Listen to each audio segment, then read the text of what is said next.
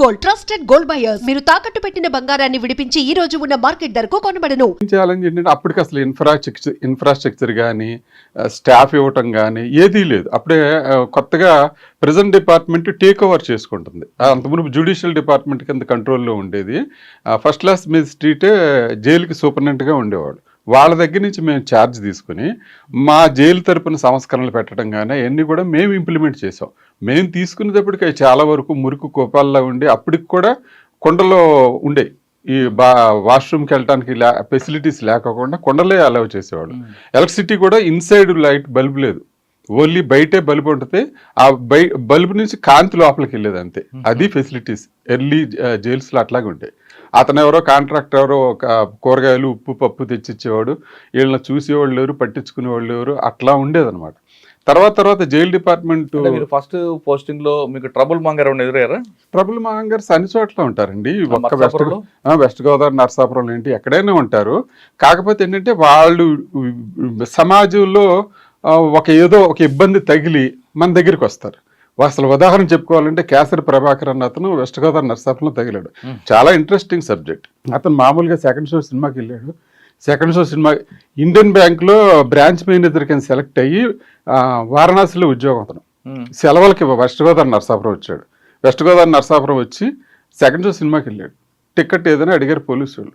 అడిగితే నీకు చూపించేది ఏంటి టికెట్ అని అన్నాడు. మరి ఈ టైంలో వస్తున్నా అంటే మేము అడుగుతాం కదా పోలీసు వాళ్ళు అని అన్నారు. తీసి లోపల జైల్లో వేశారు. లాకపల్లో పెట్టారు పోలీస్ స్టేషన్లో. పొద్దున్నే వెళ్ళిపోమన్నారు. అడిగారు లేదంటే పోలీస్ స్టేషన్ లాకపల్లో పెట్టారు. లాకపల్లో పెడితే ఉదయం అతను చెప్పాడు ఉదయం వెళ్ళిపోమని చెప్పారు. ఎస్ఐ వెళ్ళిపోమని చెప్తే నేను ఎందుకు వెళ్ళాలి, నన్ను ఇల్లీగల్ డిటెన్షన్ చేశారు కాబట్టి నాకు సమాధానం చెప్తేనే నేను వెళ్తానని అన్నాడు. బయటకు వెళ్ళి కేసు వేసాడు అతను. ఎస్ఐ మీద ఇల్లీగల్ డిటెన్షన్ అని వేశారు కేసు. అప్పట్లోనే ఇల్లీగల్ డిటెన్షన్ అని కేసు వేసాడు. అతను నా జైలుకి రిమాండ్కి వచ్చాడు. వచ్చిన తర్వాత సార్ కాదండి ఎస్ఐ మీద కేసెస్ ఆయన జైలు రావడం ఏంటి? ఎస్ఐ మీద jail SI 31 December night SI రౌండ్కి వెళ్తే ఎస్ఐ మీద దాడి చేశారు కొంతమంది. అందులో ఇతను A26 కింద ఉన్నాడా లేదంటే ఫిక్సప్ చేశారు? ఉన్నాడని నేను చెప్పలేను. ఉన్నాడని నేను అయితే చెప్పలేను. అతన్ని A26 కింద పెట్టారు. అతన్ని రిమాండ్కి తీసుకొచ్చారు. అతను జ్యుడిషియర్ని కూడా చాలా బాగా ప్రశ్నించాడు. ఇతను నాకు వెస్ట్ గోదావరి నరసాపురంలో న్యాయం జరగట్లేదని ఇతను ట్రాన్స్ఫర్ పెట్టుకున్నాడు. పాలకొల్లుకి ట్రాన్స్ఫర్ పెట్టుకున్నాడు. పాలకొల్లు ట్రాన్స్ఫర్ పెట్టుకుంటే పాలకొల్లు కోర్టులో ఇతన్ని కేసరి ప్రభాకర్ రావు అని పిలిచారు. పిలిస్తే నన్ను ఏ కేసులో పిలిచారో నేను తెలుసుకుంటేనే నేను లోపలికి వస్తానని అడుగుతాను. అనేదికల్లా అతను కోర్టు వాళ్ళు నీకు చెప్పాల్సిన అవసరం లేదని బెల్లబంటతో చెప్పాడు. చెప్తే కేసరి ప్రభాకర్ అలా కాదు, నేను చెబితేనే నేను వస్తా, రాజ్యాంగం నాకు ఇచ్చిన హక్కు ప్రకారంగా నన్ను ఏ కేసులో పిలుస్తున్నారో నాకు తెలిస్తేనే నేను లోపలికి హాజరవుతాను. గట్టిగానే చాలా మంచి మనిషి సార్, చాలా మంచి మనిషి. I'm appreciate still today also. లోపలికి వెళ్ళాడు కోర్టులకి. తర్వాత కోర్టుకి వెళ్ళకపోతే రిమాండ్ ఇచ్చారు. నా దగ్గరికి వచ్చాడు. వచ్చిన తర్వాత వ్యవస్థలో నాకు ఇట్లా లోపాలు ఉన్నాయి, నేను హంగర్ స్ట్రైక్ చేస్తాను జైల్లో అన్నాడు. ఓకే నాకేం ప్రాబ్లం లేదు, మీరు కాగితం మీద రాసిచ్చామన్నారు. అట్లాగే రాసి చేసేసాడు. నేను మామూలు జ్యుడిషియరీ ఆఫీసర్ పంపించాను. సబ్సిక్వెంట్గా అతన్ని సెంట్రల్ జైలు రాజమండ్రికి ట్రాన్స్ఫర్ చేశారు. అంటే జైల్లో హంగర్ స్ట్రైక్ చేయకూడదా? అంటే హంగర్ స్ట్రైక్ చేయడానికి సబ్ జైల్లో పెద్ద ఫెసిలిటీస్ ఉండవు. సెపరేట్ రిమాండ్ పెట్టడానికి, సెపరేట్గా లాకప్ చేయడానికి అట్లాగే ఏమి ఉండదు. కాబట్టి మేము ట్రాన్స్ఫర్ చేసాం. ఫస్ట్ ఏడీ పర్మిషన్ తీసుకుని అతను ట్రాన్స్ఫర్ చేసాం. కానీ సబ్సిక్వెంట్గా అతను చట్టం మీద పోరాడి తర్వాత ప్రాణాలు కూడా వదిలేసుకున్నాడు, చచ్చిపోయాడు పాపం. అంటే ఫస్ట్ కేసు మీకు మంచి కేసు సార్, చాలా మంచి కేసు అది. ఆయన హక్కుల మీద ఆయన పోరాటం చేశారు. హక్కుల మీద పోరాటం. ఓకే, అక్కడ నర్సాపురం తర్వాత నర్సాపురంలో చాలా పీస్ఫుల్గానే ఉండేది. ఎవరు రౌడీ షీటర్లు కానీ అప్పటికే అంతమునిపై ఉక్కుపాదం పెట్టి చేశారు. అక్కడి నుంచి మళ్ళీ నేను సెంట్రల్ జైలు రాజమండ్రికి వచ్చి రాజమండ్రి సెంట్రల్ జైలు కానీ అప్పట్లో కంబైన్డ్ ఏపీలో అదొక పెద్ద సెన్సేషన్ జైలు. అక్కడ నక్సలైట్లు కానీ లేదు క్రిమినల్స్ కానీ, మోస్ట్ వాంటెడ్ క్రిమినల్స్ కానీ, లేదా హ్యాబిచువల్ అఫెండర్స్ కానీ అక్కడ ఉంటారు. నక్సలైట్ బ్లాక్ సెపరేట్గా ఉండేది రాజమండ్రి సెంట్రల్ జైల్లో. తర్వాత సెపరేట్గా కన్ఫైన్మెంట్కి వేరే సెల్స్ కూడా ఉండే. మాకు అప్పుడు వచ్చిన సూపరింటెండెంట్ గారు ఆ సెపరేట్ సెల్స్, పనిష్మెంట్ సెల్స్ కూడా తీసేసి వీళ్ళందరూ కూడా జనజీవన సమితిలోనే కలిసిపోవాలని, నక్సలైట్ బ్లాక్ కూడా తీసేసి మామూలుగా చేసేసాడు ఆయన. అందరూ కలిపే ఉండాలని పెట్టాడు. వాళ్ళకి సెపరేట్ ఏంటి, సెపరేట్ ఫుడ్ ఏంటి అదేం లేదు, అందరూ కలిసే ఉండాలని అన్నాడు. అట్లా ఎవరండి అప్పుడు? రాధాకృష్ణ శెట్టి. కాదండి, నక్సలైట్లు ఎవరు ఉండేవారు మీ దగ్గర? నక్సలైట్లు పేర్లు మర్చిపోయానండి. అంటే వాళ్ళు ఏమైనా ఇబ్బంది పెట్టేవారా? అంటే వాళ్ళు ఎక్కువగా హక్కుల కోసం పోరాడతారు. వాళ్ళు హక్కుల కోసం పోరాడేది ఏమన్నా సాయంత్రం 6 దాకా కొంచెం బయట ఉండాలని చూస్తారు. వెళ్ళిపోయేటప్పుడు లాల్ సలాం వల్ల లాకప్కి వెళ్తారు. అంతకుమించి వాళ్ళది ఏం లేదు. వార్తలు వినేవాళ్ళు అప్పట్లో. ఆల్ ఇండియా రేడియోలో వచ్చే వార్తలు వినేసి ఆ వార్తలు అయిపోయిన తర్వాత లోపల లాకప్కి వెళ్ళేవాడు. కానీ ఎప్పుడు మీకు ఇబ్బంది పెట్టలేదు? ఎప్పుడు ప్రాబ్లమేటిక్ పెట్టలేదు. అక్కడ ఎవరైనా ట్రబుల్ మాంగర్ ఉన్నారా? రాజమండ్రి సెంట్రల్ జైల్లో మాకు ఎవరు ట్రబుల్ మాంగర్ లేరు. అయినా అప్పుడు నేను ఎస్ఐ క్యాడర్, సూపరింటెండెంట్ క్యాడర్ వేరే ఉంటారు కాబట్టి నేను ఒక ఎస్ఐ క్యాడర్ అక్కడ. రోజుకి ఎన్ని రౌండ్స్ చేస్తారండి మీరు లోపలండి? ఉదయం అల్లాకి ఇంకోసారి వెళ్తారు. అసలు సాధారణంగా జైలు నిబంధనల ప్రకారం ఎన్ని గంటలకు ఓపెన్ చేస్తారు, ఎన్ని గంటలకు క్లోజ్ చేస్తారు? బిఫోర్ 6 అండి. బిఫోర్ 6, 5:40 కల్లా మేమంతా స్టాఫ్ అందరూ అక్కడికి వెళ్ళాలి. మేము వెళ్ళిన తర్వాతే అక్కడ ఓపెన్ చేస్తారు. లోపల నైట్ డ్యూటీ వాళ్ళు ఉంటారు, కానీ ఆఫీసర్ వచ్చిన తర్వాతే ఓపెన్ చేస్తారు. అన్లెస్ అదర్వైజ్ ఆఫీసర్ రాకపోతే ఓపెన్ చేయకూడదు. అందుకని స్ట్రిక్ట్గా సూర్యోదయం ముందే ఓపెన్ చేస్తారు. సూర్యోదయం ముందే ఓపెన్ చేస్తారు. ఓపెన్ చేసిన తర్వాత వాళ్ళ కార్యక్రమం ఏముంటాయి? సూర్యోదయం ముందే ఓపెన్ చేసిన తర్వాత వంట చేసేవాళ్ళు వంటకి వెళ్ళిపోతారు. కాలకుర్చాలు తీసుకునే వాళ్ళు కాలకుర్చాలు చేసుకోవడానికి వెళ్తారు. సబ్ జైల్స్లో అయితే వీళ్ళు కాలకుర్చాలు తీసేసుకునే టైంకల్లా వాళ్ళు టీ అందిచ్చేస్తారు. తర్వాత బ్రేక్ఫాస్ట్ ఇస్తారు, లాకప్ వెళ్ళిపోతారు. తర్వాత కోర్టులు ఎవరెవరు ఉన్నారో వాళ్ళందరూ సిద్ధమైపోతే వాళ్ళకి ఇంచుమించుగా 9 లోపే ఫుడ్ పెట్టేస్తారు. ఎందుకంటే కోర్టులు కొన్ని దూర ప్రాంతాలు కూడా కోర్టులకు వెళ్ళాల్సి ఉంటుంది కొంతమంది ముద్దాయిలు. ఒకవేళ వాళ్ళు డిలే అయినట్టయితే కోర్టులు కూడా సూపరింటెండెంట్ని కోర్టుకు వచ్చి సమాధానం చెప్పమని అంటాయి. అలాంటి పరిస్థితులు ఉంటాయి కాబట్టి వాళ్ళకి ముందే ఫుడ్ పెట్టేసి కోర్టులకు రెడీ చేస్తారు. ఇలాగ ఎస్కార్ట్ ఎవరెవరు వచ్చారు ఏంటో చూసి ఆ ముద్దాయిలకు లోపల ఇన్ఫార్మ్ చేస్తారు. నీకు వచ్చింది ఎస్కార్ట్, నువ్వు రెడీగా ఉండని చెప్తారు. అతను రెడీగా ఉంటాడు, అతన్ని హ్యాండ్ ఓవర్ చేసి పంపిస్తాం. ఉదయం ఎన్ని గంటలు టీ ఇస్తారండి? ఉదయం బిఫోర్ 6:30, 6:40 కల్లా టీ అయిపోద్దండి. 7:20 కల్లా బ్రేక్ఫాస్ట్ అయిపోతుంది. మామూలుగా యూజువల్గా కోర్టుకి వెళ్ళిన వాళ్ళు అయితే 9 కల్లా భోజనం చేసేస్తారు. లంచ్ ఎన్ని గంటలకు ఇస్తారు? అదే భోజనం అంటే అదే 9 గంటలకల్లా భోజనం ఇచ్చారు. లేకపోతే మరి 10 కోర్టులకి వెళ్తారు కదండి. మళ్ళీ వెళ్ళలేదు అనుకోండి కోర్టుకి వెళ్ళినప్పుడు 9-9:30 కల్లా ఫుడ్ అయిపోతుందండి. ఫుడ్ పంపిణీ అయిపోద్ది. 9 కల్లా సూపరింటెండెంట్ రౌండ్ వెళ్తుంది. రౌండ్ వెళ్ళే టైంలోనే వాళ్ళకి మనం సూపరింటెండెంట్ ఫస్ట్ ఖైదీలకి ఇచ్చే భోజనం టేస్ట్ చేయాలి. టేస్ట్ చేసేసి అప్పుడు పాస్ ఆన్ చేయాలి. అప్పుడు పంపిణీకి వెళ్తాను అనమాట. సాధారణంగా నిబంధనల ప్రకారం ఏం పెడతారండి భోజనాలు? మటన్, చికెన్, ఫిష్ అంటారు రాస్తాం. ఫిష్ ఉండదండి. మేము ఉన్నప్పుడు మటను, ఫస్ట్ అయితే మేము సర్వీస్లో జాయిన్ అయినప్పుడు ఓన్లీ మటనే ఉండేది. తర్వాత అసలు మా ఆఫీసర్స్ దాని మీద చాలా శ్రద్ధ తీసుకున్నారంటే, ఎంత శ్రద్ధ తీసుకున్నారంటే బయట ప్రపంచానికి కూడా తెలియదు. ఒక రకంగా చెప్పాలంటే సన్ఫ్లవర్ మేము కొనే సన్ఫ్లవర్ ఆయిల్ కల్తీ దొరుకుద్ది, ఖైదీలకి అనారోగ్యం జరుగుద్దని అనంతపురం జైల్లో గ్రౌండ్ నట్ ఆయిల్ మిషనరీ పెట్టారు. అప్పటికప్పుడు డీజీ గారు డెసిషన్ తీసుకుని 35 లక్షల రూపాయలు పెట్టి మెషిన్ పెట్టి గ్రౌండ్ నట్ ఆయిల్ ఆడిచ్చి రాష్ట్రం అంతా సప్లై చేయడానికి పెట్టారు. ఎందుకంటే ఫస్ట్ మేము 15 కేజెస్ టిన్స్ కొనేవాళ్ళం, అగ్మార్క్ చూసేవాళ్ళం.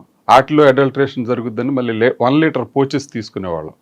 1 లీటర్ పోచెస్ అయితే అడల్ట్రేషన్ ఉండదని. దాని తర్వాత ఫెడ్కాన్ నుంచి తీసుకోవాలని చూసాం. ఫెడ్కాన్ నుంచి తీసుకుంటే అది కూడా కొంచెం పేపర్లో దాని మీద కూడా కొంచెం సరిగ్గా జరగట్లేదని వచ్చింది. దాని తర్వాత అది కూడా మానేసి సొంతంగా మిల్లు పెట్టి వీళ్ళకి మంచి ఆయిల్ పంపించాలి, ఎందుకంటే అనారోగ్యం జరగకూడదని. అందుకని సాధారణంగా ఉదయం నుండి వారం రోజులు మెనూ ఉంటుంది కదా, మెనూ ఏం చెప్తుంది? సోమవారం ఏంటి, మంగళవారం ఏంటి, బుధవారం ఏంటి? సోమవారం కందిపప్పు అండి, మంగళవారం శనగపప్పు, బుధవారం పెసరపప్పు, అట్లా 3 పప్పులు రొటేషన్ ఉంది. మళ్ళీ గురువారం, శుక్రవారం, శనివారం అట్లా మళ్ళీ రొటేషన్ అవుతుంది. ఒక సండే ఏమో ఫస్ట్లో నేను సర్వీస్లో జాయిన్ అయినప్పుడు మటన్ ఒకటే పెట్టేవాళ్ళు, చికెన్ ఉండేది కాదు. తర్వాత మటన్ వల్ల మళ్ళీ కొలెస్ట్రాల్ పెరిగి మళ్ళీ వాళ్ళ ఆరోగ్యం దెబ్బతిని హార్ట్ అటాక్లు వస్తున్నాయని వీళ్ళందరూ కూడా డిసైడ్ చేసుకుని ఒక వారం మటన్, ఒక వారం చికెన్ పెడుతున్నారు. పాలు ఎప్పుడు ఇస్తారండి? స్వీట్స్ కానీ పాలు అంటే స్పెషల్ డైట్ కింద ఎవరికైనా టీబీ రోగులు కానీ వాళ్ళకి కానీ ఇస్తారు. అంతేగాని పాలు స్పెసిఫిక్గా ఖైదీలకి ఎవరు.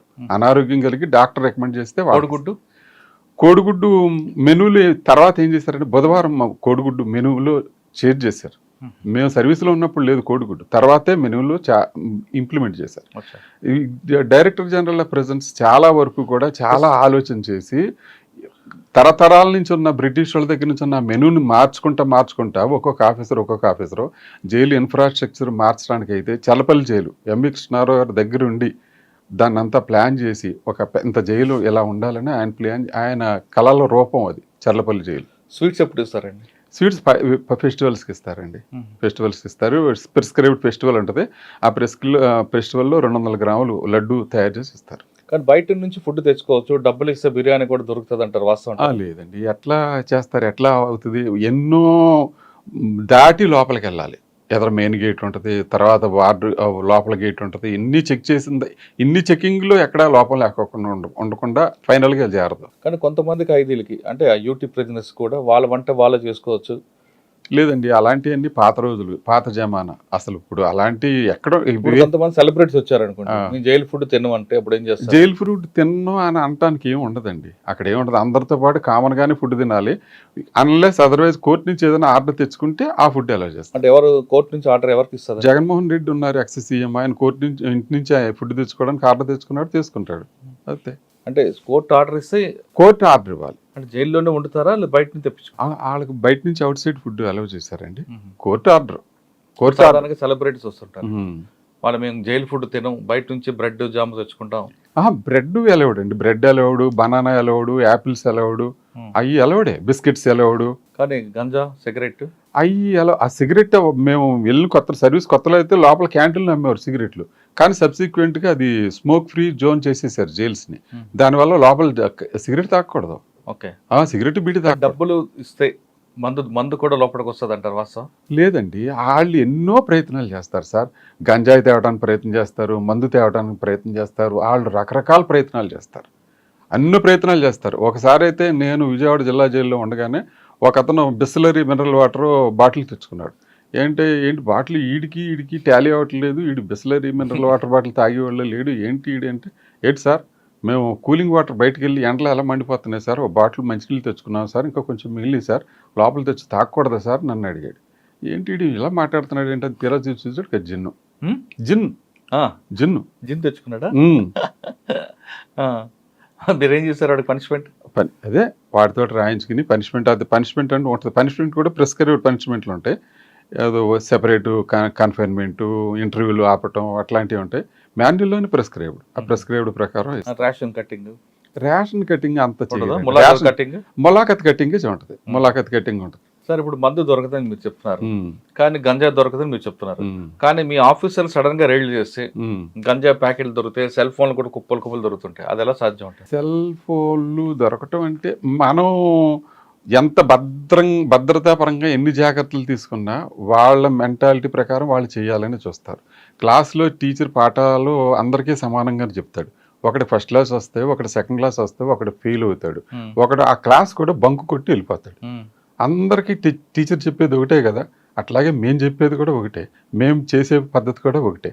కానీ దాన్ని రిసీవ్ చేసుకొని కానీ దానికి ఏమైనా కొత్త కోణాలు ఎత్తికేవాళ్ళు కూడా వాళ్ళు ఉంటానే ఉంటారు. సమాజంలో ఎట్లా ఉంటారు, సమాజంలో ఉన్న మనుషులే కదా జైలుకి వచ్చేది కూడా. వాళ్ళు సమాజంలో ఎట్లా ట్రై చేస్తారు? ఇప్పుడు ట్రాఫిక్ సిగ్నల్ దగ్గర ఆగాలి, ఆక్కోకుండా జంప్ చేయటం ఎట్లాగా, నెంబర్ ప్లేట్ కనపడుకోకుండా చున్నీ వేయటం ఎలాగా, ఎట్లా చేస్తారు? హెల్మెట్ పెట్టుకోరు, లేకపోతే హ్యాండిల్ పెడతాడు, పోలీస్ కనపడితే హ్యాండిల్ పెడతాడు, నెత్తి తగిలించుకుంటారు. ఎట్లాగా బయట మనుషులు ఎట్లా ఉంటారు, జైల్లో కూడా అట్లాగే ఉంటారు. కానీ ఖైదీలకి పరివర్తన తేడానికి ఉంది కాబట్టి ప్రతి వ్యక్తి మీద మీ ఫోకస్ ఉండాలి కదా? ఉంటుంది. అట్లాగే చేస్తాము. అట్లాగే వీళ్ళకి యోగా నేర్పించడం కానీ, లిటరేచర్ అక్షరాలు నేర్పడం కానీ ఇవన్నీ చేస్తాం. అన్నిటికీ ప్రణాళిక. ఎక్కడి నుంచి దొరుకుతాయండి సెల్ ఫోన్లు అంటే ఇంక అన్నిటికీ ఒకసారి. ఇప్పుడు మేము మీకు ఎట్లా అంటే చెప్తా, ఒకడెవడో కాల్గేట్ టూత్ పౌడర్ పట్టుకొచ్చాడు. టూత్ పౌడర్ ఎవరు వాడలేదు ఎప్పుడు, కాల్గేట్ టూత్ పౌడర్ ఎలా వచ్చింది అని మేము చూసి ఇట్లా అనేదికల్లా వీ ఫీల్ సమ్ డిఫరెన్స్. ఏంటని తీరా చూస్తాడు, అందులో గంజాయి ఉంది. గంజాయి మరి కాల్గేట్ టూత్ పౌడర్ కదా, వాళ్ళు పంపించేస్తే అయిపోద్ది కదా. బ్రెడ్ కూడా ఏం చేస్తారంటే, బ్రెడ్ పంపించినా కానీ వాళ్ళు ఏమైనా చేస్తారని ఇలా నొక్కి ప్రెస్ చేసి పంపిస్తాం. బ్రెడ్లో కూడా చేస్తారు. బ్రెడ్ అనే బిస్కెట్ ప్యాకెట్ ఉందనుకోండి, బిస్కెట్ ప్యాకెట్లో కట్ చేసేసి లోపల 2-3 బిస్కెట్లు తీసేసి లోపల పెట్టేసి పైన ఫెవికాల్తో పెట్టి అంటించి పంపిస్తారు. మేము మళ్ళీ అది చూడాలి చక్కగా, ఏం బరువు తేడా ఉందా లేదా. ఇన్ని జాగ్రత్తలు తీసుకుంటేనే కానీ మీలాంటి వాళ్ళ దగ్గర మేము సమాధానం చెప్పలేం. కానీ సెల్ ఫోన్లో సాక్స్లోని షూస్లో కూడా పెట్టుకుని వస్తుంటారు కదండి. సార్ ఎయిర్పోర్ట్లోనే జరుగుతుంటాయి సార్. ఎయిర్పోర్ట్ కూడా మీరు పకడ్బందీగానే ఉన్నదే వ్యవస్థే, జైలు లాగానే పకడ్బందీగా ఉన్న వ్యవస్థ. ఎయిర్పోర్ట్లో వచ్చిన దానికి కూడా అట్లాగే ఉంటుంది. మనం శతవిధాలా మనం ట్రై చేస్తాం, వాళ్ళు శతవిధాలా ట్రై చేస్తాం లోపల రావడానికి. లోపల రావడం. కానీ కింద చుట్టుపక్కల ఉన్న కొంతమంది సిబ్బంది సహకారం లేకుండా జరగదనేది. సిబ్బంది అంటే సిబ్బంది కూడా బయట జనం నుంచి సమాజం నుంచి వచ్చిన వాళ్ళే కదా సార్, వచ్చిన వాళ్ళే. కానీ ఏంటంటే వాళ్ళ మీద మేము పర్యవేక్షణ అయితే ఉంటుంది. ఎందుకనంటే తప్పు కింద సిబ్బంది చేసినా కానీ పైయోళ్ళ రెస్పాన్సిబిలిటీ, పైయోళ్ళే సమాధానం చెప్పుకోవాలి. కాబట్టి నిరంతరం మా జాగ్రత్త అయితే మేము తీసుకుంటాం. కానీ జైల్లో ఉన్న సిబ్బంది ఎక్కువ ములాఖాతుల దగ్గర ఎక్కువ పనిచేయడానికి ఇష్టపడతారు, గేట్ల దగ్గర పనిచేయడానికి ఇష్టపడతారు. కానీ రౌండ్స్లో కానీ లోపల కానీ సెంట్రిక్ కానీ ఎక్కువ ఇష్టపడరు అంటారు. ఎందుకంటే నాకైతే ఇప్పుడు వరకు అలాంటిది ఏం తగలేదు. ములాఖాత డబ్బులు వస్తాయన్నా? నాకైతే అలాగే ఏం తగల. అంటే మా దగ్గర కూడా రాస్టర్ ఉంటుంది. రాస్టర్ ప్రకారం ఇవాళ గేట్ చేస్తే లోపల రౌండ్ ఉంటుంది, ఓ రోజు డే అయితే ఒక రోజు నైట్ ఉంటుంది. ఆ రాస్టర్ ప్రకారం చేస్తాం. మనం రాస్టర్ ఎప్పుడైతే దాన్ని డీవియేషన్ చేసామో కింద స్టాఫ్ మళ్ళీ ప్రశ్నించడానికి అవకాశం ఉంటుంది. రాస్టర్ డీవియేషన్ చేయకోకుండా ఉంటే దానికి అట్లా ఏం ఆడటానికి ఉండదు కదా. ఓకే సార్, మీ సర్వీస్లో టిపికల్ కేసులను చూసారు. ఇప్పుడు మీరు చెప్పారు బిస్కెట్ ప్యాకెట్లో గంజాయి, అటువంటి ఏమన్నా ఇంత దారుణంగా ఈ విధంగా కూడా ఎక్స్పోర్ట్ చేయొచ్చు అన్నది? చేస్తారు సార్. యానస్లో కూడా పెట్టుకుని తీసుకొస్తారు. మేము మళ్ళీ కూర్చోబెట్టి యానస్లో కూడా పెట్టుకుని తీసుకొస్తాం. యానస్లో కూడా పెట్టుకుని తీసుకొస్తాం. దాన్ని ఎలా చెక్ చేస్తారు? దాన్ని ఒక కట్టెన్ వెనకాలకి తీసుకెళ్ళి ఆయన కూర్చోబెట్టి బయట తీస్తారు. యానస్లో ఒక ప్యాకెట్లో పెట్టుకుని దారం బయట పెట్టుకుంటాడు. ఆ దారం పెట్టుకుని లాగితే అది బయటకు వచ్చింది. అటువంటి సంఘటన ఎదురయ్యా మీకు? మీకు ఎలా తెలుస్తుంది వాడు యానస్లో అది ఉందని? నడక తేడా తెలుస్తుంది, వాడి బిహేవియర్ తెలుస్తుంది. లోపల వాళ్ళు శతవిధాలు ట్రై చేస్తారు సార్. గంజాయి తీసుకురావడం శతవిధాలు ట్రై చేస్తారు. అందులో అనుమానం లేదు. కొంతమంది స్టేడియం నుంచి స్టేడియం అంటున్నా జైలు బయట నుంచి బాల్ ద్వారా బాల్ ద్వారా వేస్తారు. మేము పట్టుకోవడానికి మధ్యాహ్నం మామూలుగా సాధారణంగా అవన్నీ కూడా లంచ్ బ్రేక్ టైంలో జరుగుతూ ఉంటాయి. అవన్నీ సీసీటీవీ కెమెరాలు లేనప్పుడు జరిగేయేమో.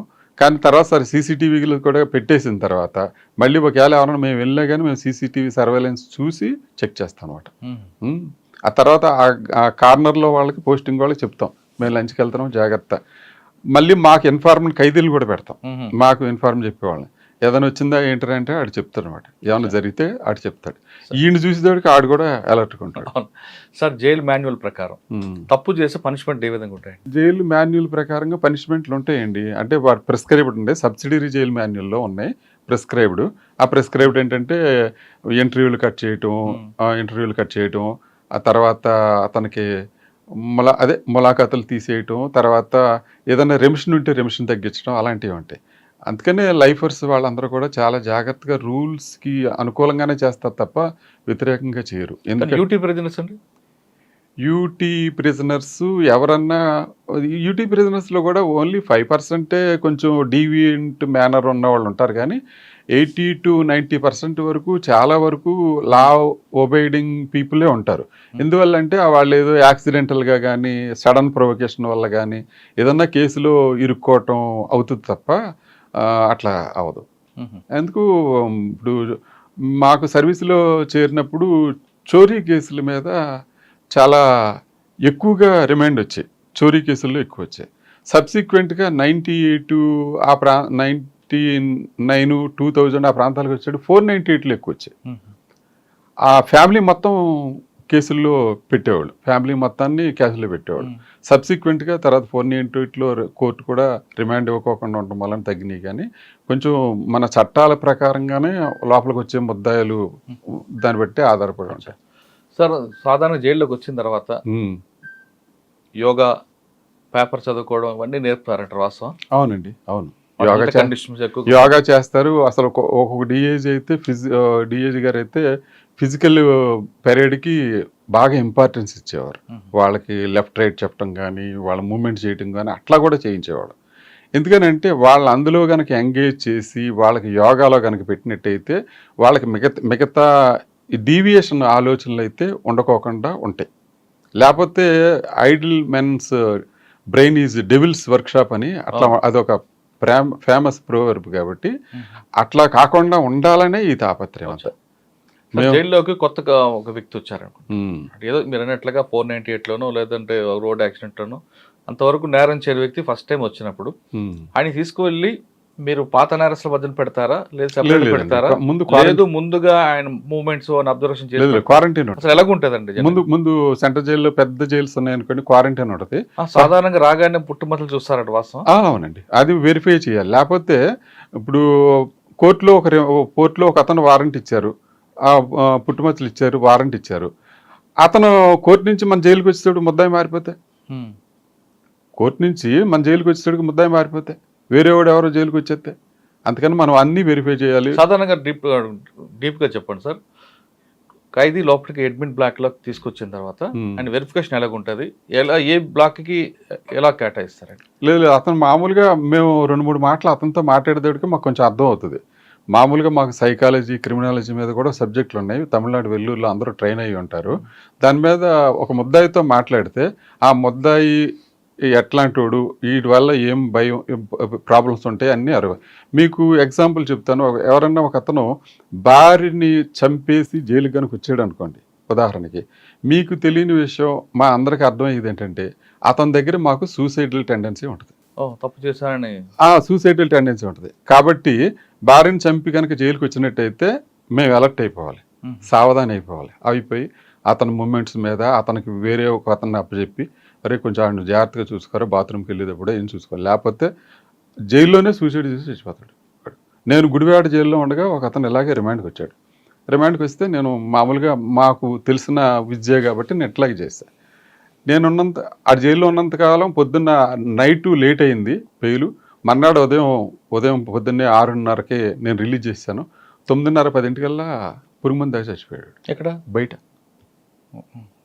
వాళ్ళు ఊరెళ్ళిపోయి గడ్డిమేట దగ్గర పురుగుమంది దాకా చచ్చిపోయాడు. అంటే తప్పు చేశారని చూశారు. అంటే ఏంటంటే మేము అలర్ట్గా లేకపోతే ఎంత ప్రమాదకరమైన పరిస్థితుల్లో మా ఉద్యోగం ఉంటుంది అన్నదానికి ఇది పెద్ద ఉదాహరణ. అంటే భార్యను చంపిన వాళ్ళు మాత్రం ఎందుకండి? అది వీళ్ళకి ఆ సడన్ ప్రొవకేషన్లో ఆ భార్య వేరే వాళ్ళతో ఉండటం వల్ల ఏదో అట్లా చూసి ఇతను సడన్గా అయిపోయి చేసేస్తాడు తప్ప తర్వాత ఇతను మెమరీస్కి అన్నీ గుర్తొస్తాయి. ఆ ఆవిడతో ఇతను గడిపిన మధుర క్షణాలు కానీ, ఆ భార్య ఇతని పట్ల తీసుకున్న కేరు గుర్తొచ్చి కానీ, ఇట్లాంటి అవకాశాలు అయితే ఎక్కువ ఉంటాయి.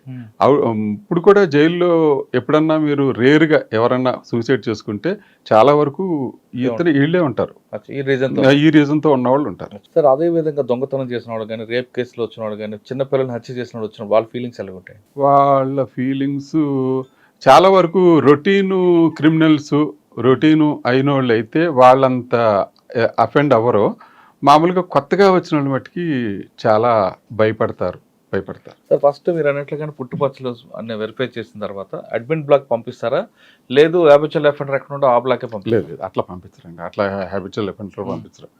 మామూలుగా వాడిని అడ్మిషన్ తీసుకున్న తర్వాత చూస్తాం ఆ కేసుని బట్టి, ప్లస్ కేసు ఎలా ఉంది, తర్వాత అతను మాట్లాడిన తర్వాత మేము కొంచెం గ్రహిస్తాం కదా, గ్రహించిన దాన్ని బట్టి క్వారంటైన్ పంపిస్తాం, అబ్జర్వేషన్లు పెడతాం. ఎందుకనంటే అతని దగ్గర కూడా ఏదైనా ఇన్ఫెక్షన్స్ డిసీజ్ ఉంటే మొత్తం జైలు అంతా వచ్చేస్తుంది. అవును, అది కూడా ఉంటుంది కదా, ఆ కేర్ కూడా తీసుకోవాలి, హైజీనిక్ కూడా ఉండాలి కదా, అందుకని ఆ కేర్ కూడా తీసుకోవాలి కాబట్టి మేము అట్లాగే చేస్తాం. కానీ కొంతమంది జైలుకి వచ్చిన తర్వాత చనిపోతుంటారండి, కారణం ఏమంటారు? మామూలుగా కొంతమంది బయట బాగా డ్రింక్ అలవాటు ఉంటుంది. ఉదాహరణ, బయట బాగా డ్రింక్ అలవాటు ఉంటుంది, అయాచితంగా డబ్బు వచ్చేస్తే ఉదయం నుంచి సాయంత్రం దాకా బ్రేక్ఫాస్ట్, లంచ్, డిన్నర్ కూడా అంతా మందు మీద జరుగుద్ది.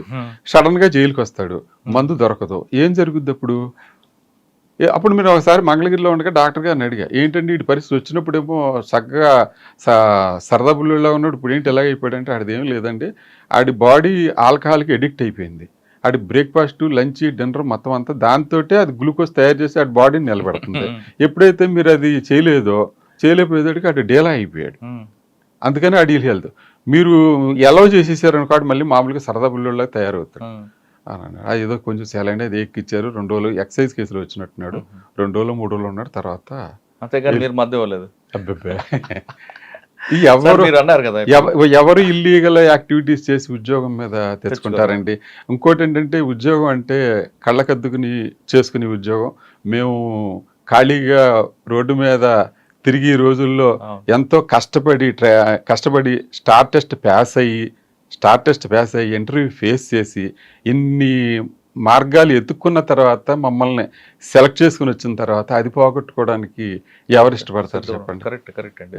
సార్ ఇందాక మీరు చెప్పారు పాత అఫెండర్లందరికీ కొత్త వాళ్ళతో కలపమని, కానీ పోలీసులు చెప్పే ప్రకారం పాత వాళ్ళతో కలిసి కొత్త ఐడియాలు వస్తాయి, అదొక యూనివర్సిటీ అవుతుంది జైల్స్ అంటారు. మరి ఏ బేస్తో అంటున్నారు? యూనివర్సిటీ అవుతుంటే ఎవరు ఖైదీలు చెప్పే వెర్షన్ ఖైదీలు చెప్తారండి, పోలీసులు చెప్పే వెర్షన్ పోలీసు వాళ్ళు చెప్తారు.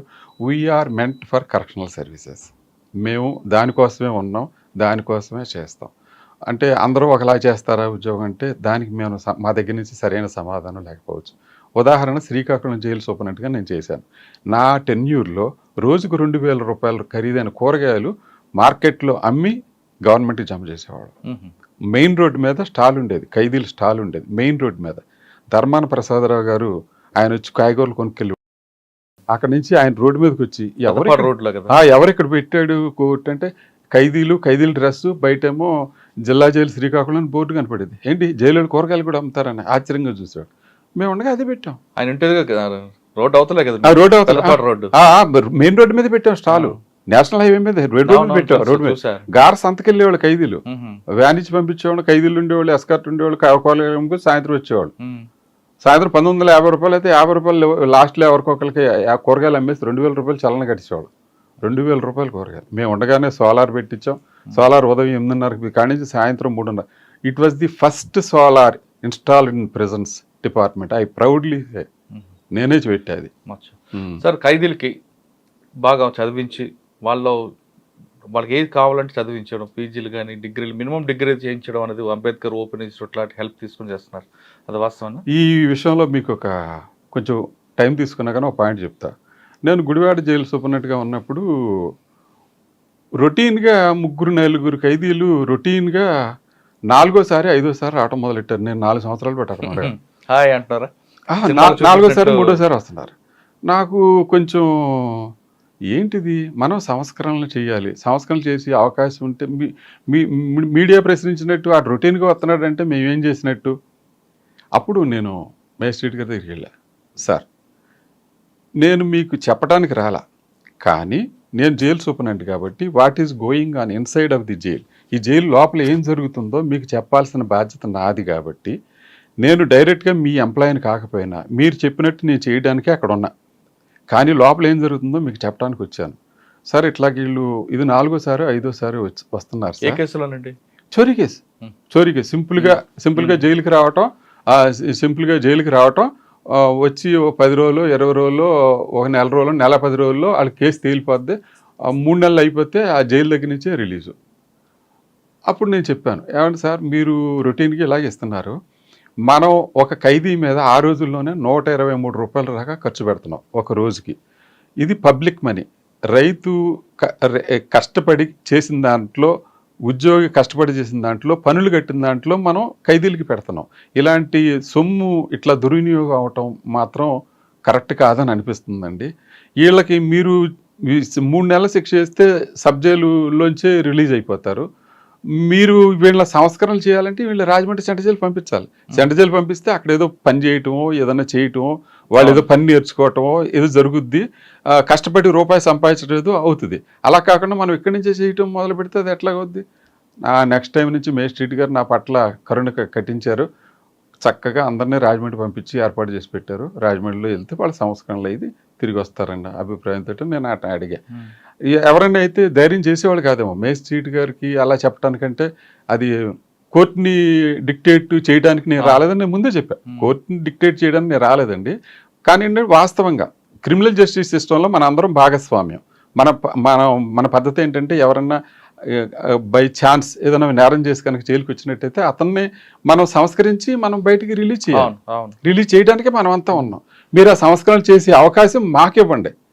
మాకు ఇవ్వాలంటే మీరు రాజమండ్రి సెంట్రల్ జైలు పంపించినట్టయితే అతనికి మేము నేర్పించి చేయడానికి ఉంటాయి. సబ్ జైల్స్లో మరి ఇన్ని చేయడానికి ఉండవు కదా సార్. మీ సర్వీస్లో ఆ విధంగా చదువుకొని అంటే ఒక జైల్లోకి ఇన్నోసెంట్ కొంచెం వ్యక్తి కనీసం డిగ్రీ పాస్ అయిన బయటకు వచ్చిన వ్యక్తులు రాజమండ్రి సెంట్రల్ జైల్లో చాలా మంది ఉంటారండి.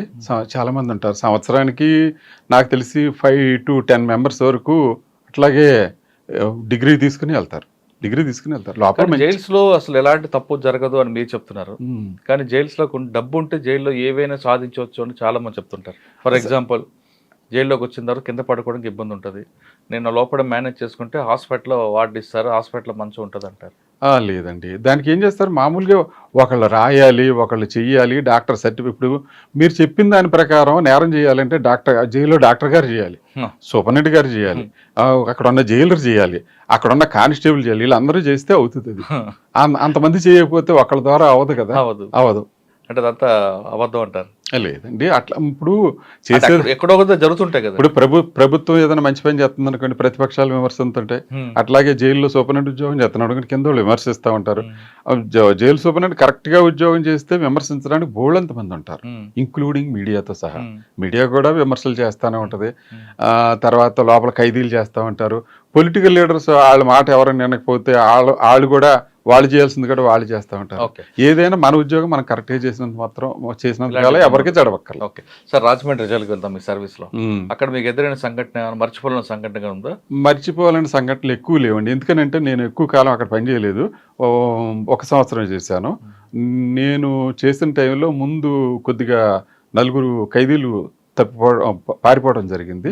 దాని తర్వాత నేను ఎక్కువ కాలం లేను, ఒక 6 నెలలు ఎంతకాలం ఉన్నాను. తర్వాత వెల్లూరు ట్రైనింగ్కి వెళ్ళా. వెల్లూరు ట్రైనింగ్ తర్వాత మంగళగిరి అండి. అక్కడ అంతా మంగళగిరిలో చాలా వరకు చాలా 4.5 years చేశాను.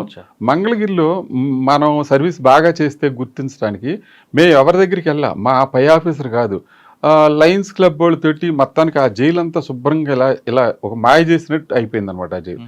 It is the first sub jail implementing LPG gas system. అంతమునుపు అంతా ఫైర్వుడ్ తోటే ఖైదీలు కొంటలు ఉండేవాళ్ళు.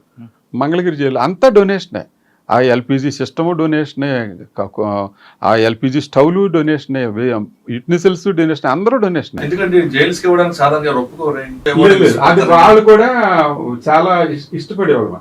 లయన్స్ క్లబ్ వాళ్ళు అయితే ఎన్ని లయన్స్ క్లబ్లు అంటే లోపల ఇసుకేస్తే రాలనంత మంది వచ్చేవాళ్ళు.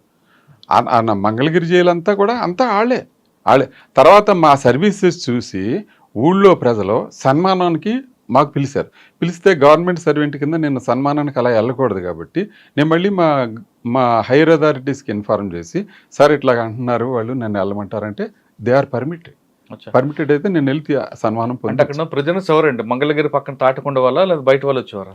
లేదండి, నేనున్నప్పుడు famous rowdy sheeter Degala scene వచ్చాడు. డాగల్ సీన్ 1 year ఉన్నాడు. ఏమంటాడు?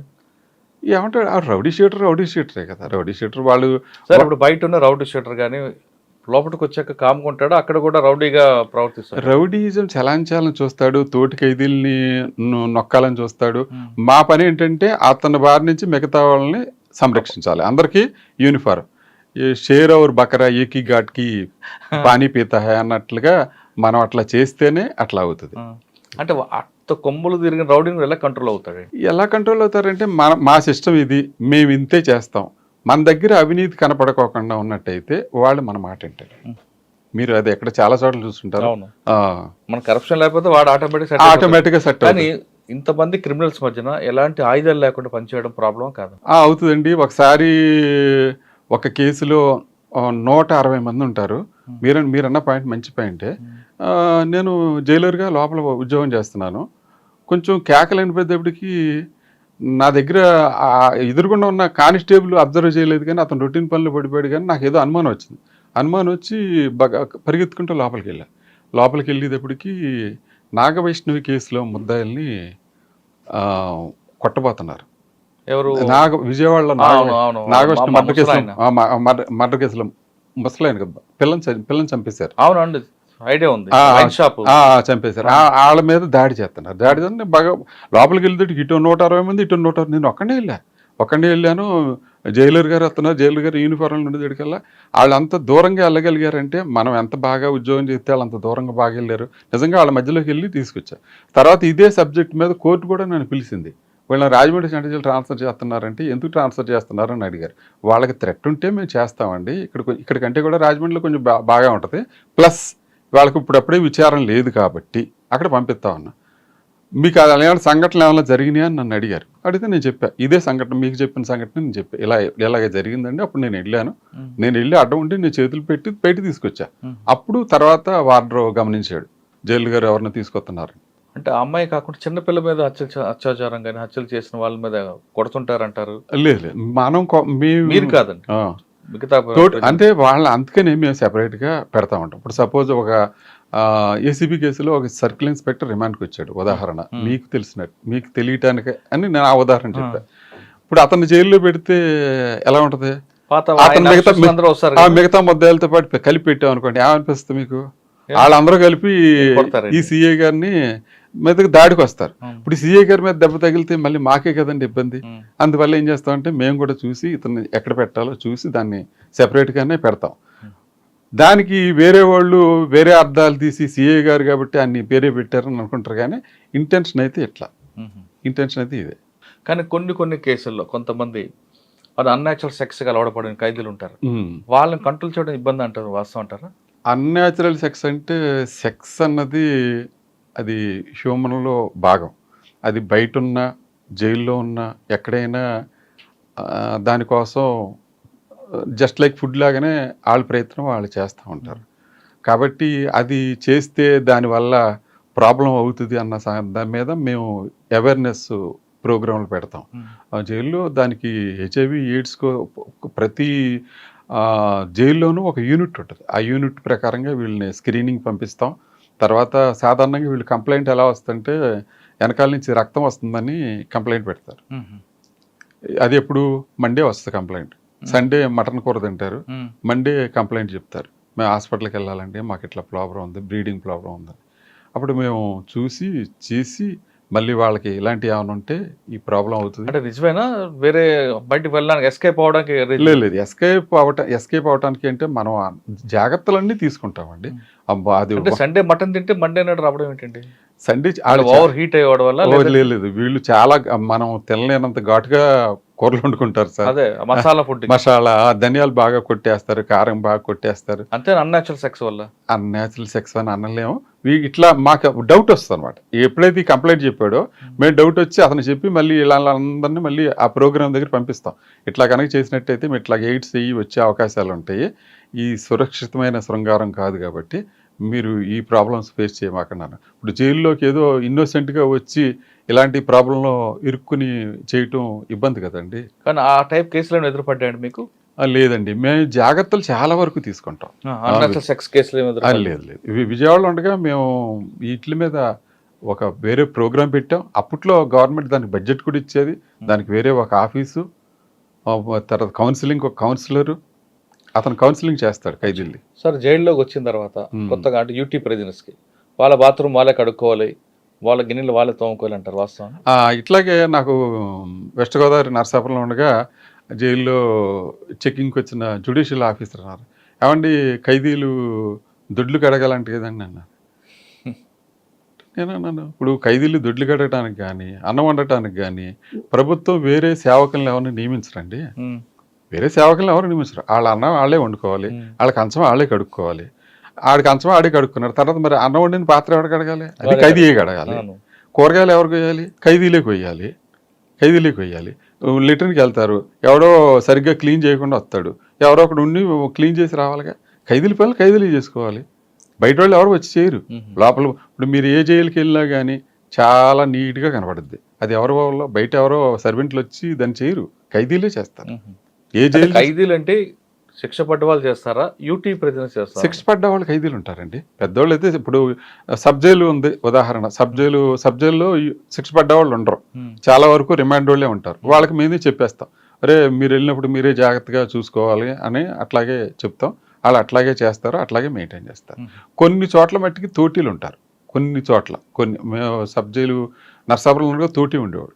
ఆ తోటి తర్వాత అతను అది వాళ్ళు జ్యుడిషియల్ అపాయింట్ చేస్తారు. సార్ సాధారణంగా ఒక లాకప్లో ఒకరిని కానీ ఇద్దరు కానీ కాకుండా ముగ్గురిని ఎందుకు పెడతారండి? ఇద్దరిని అది మాన్యుల్లోని ప్రిస్క్రైబ్డ్ ముగ్గురిని పెట్టాలన్న. ఎందుకు? ఏదన్నా ఇన్సిడెంట్ అయినా కానీ మూడోవాడు సాక్ష్యం చెప్తాడు. అంటే ఇద్దరు కొట్టుకున్న మూడోవాడు సాక్షి ఉంటాడనా?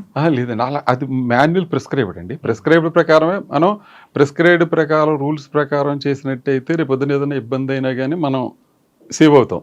ఇప్పుడు అన్నిటికీ సాధారణంగా అన్నిటికీ రూల్స్ ఉండకపోవచ్చు, కానీ all acts done on good faith are legal అని మేము అనుకుంటాం. అట్లాగే మనం ఏ దురుద్దేశం లేకోకుండా వాడు చేసామనుకోండి, మనం ఆడికి నిజంగానే ఒంట్లో బాగోలేదని హాస్పిటల్ పంపించాం. ఆడి టీబీ పేషెంట్ అయ్యాడు, ఓకే. ఆడు చాలా కేసులు ఉన్నాయి, ఓకే. అలాగని చెప్పి లోపల ఆపలేం కదా. ఆడ హాస్పిటల్ పంపించాం. హాస్పిటల్ పంపించిన తర్వాత హాస్పిటల్ నుంచి ఎస్కేప్ అయ్యాడు అనుకో. హాస్పిటల్ నుంచి ఎస్కేప్ అయితే ప్రిజన్ డిపార్ట్మెంట్ ఎంతవరకు బాధ్యత ఉంటుంది? కాదు, మీదే ఉంటుంది, మాదే ARL ఉంటుంది.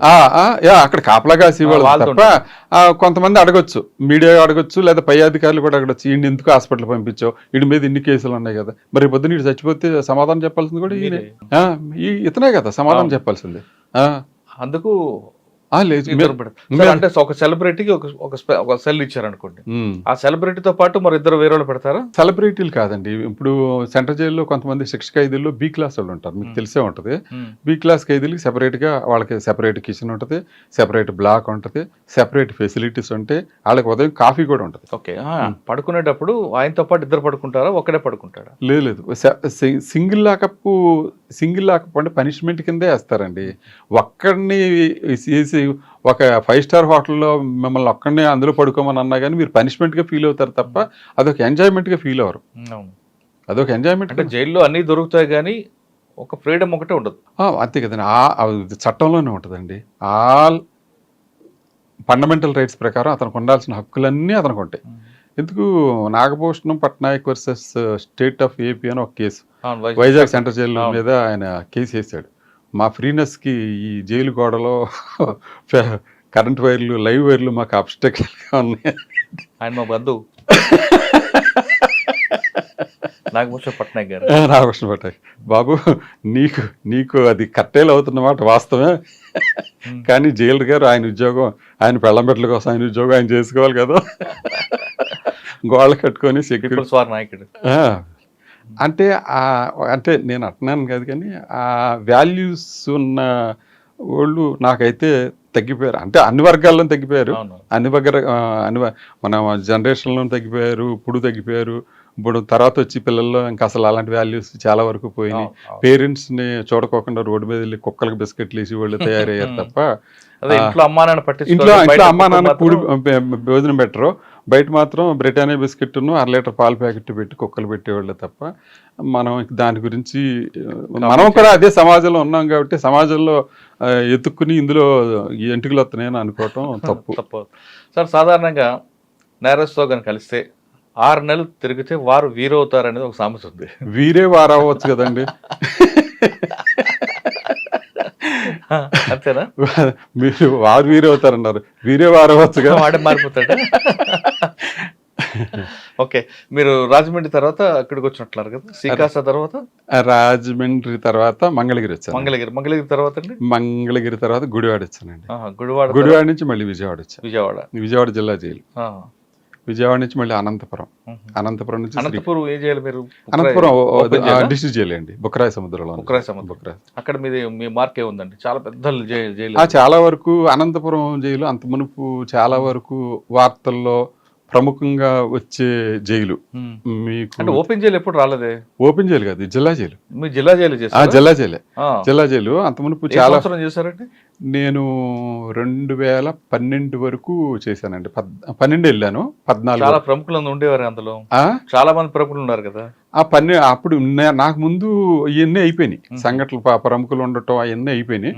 మేము వెళ్ళిన తర్వాత నేను ఇంకొక జైలరు కృష్ణమూర్తి అని ఇద్దరం ఉండేవాళ్ళం. ఇద్దరం ఫ్యామిలీస్ కూడా లేవు.